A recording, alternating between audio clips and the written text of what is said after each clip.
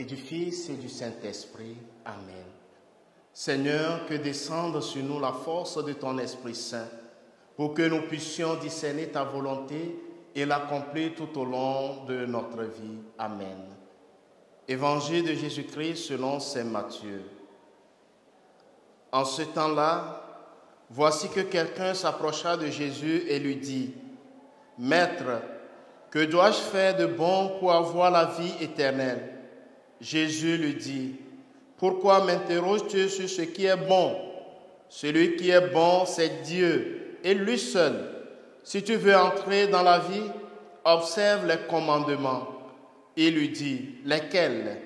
Jésus reprit, « Tu ne commettras pas de meurtre, tu ne commettras pas d'adultère, tu ne commettras pas de vol, tu ne porteras pas de faux témoignages.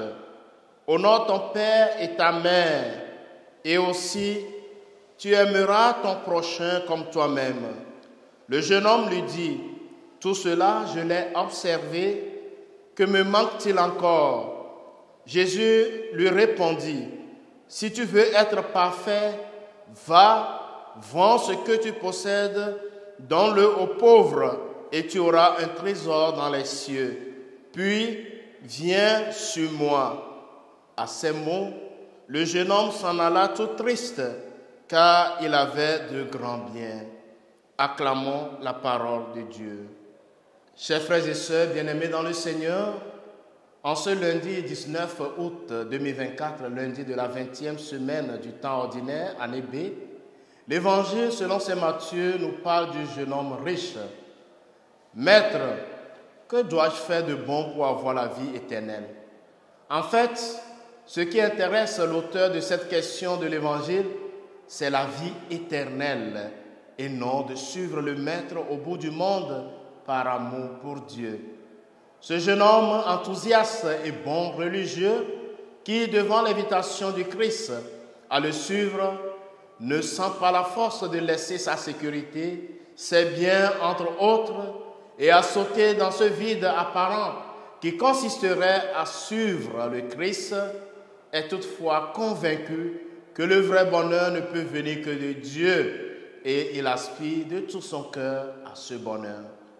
Cet évangile nous invite à bien comprendre qu'en dehors de Dieu, malgré nos nombreuses et riches possessions, il n'y a que peine et tristesse.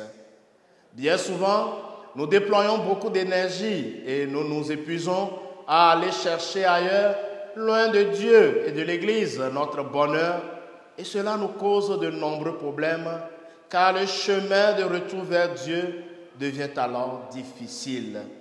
N'oublions jamais qu'il est le premier à vouloir notre bonheur. Revenons à lui de tout cœur et cessons d'être seulement des chrétiens du dimanche pour devenir de véritables disciples, missionnaires et amis du Christ. Chers frères et sœurs bien-aimés, demandons en ce jour au Seigneur la grâce de chercher sa volonté et ensuite à la suivre avec amour et intensité chaque jour.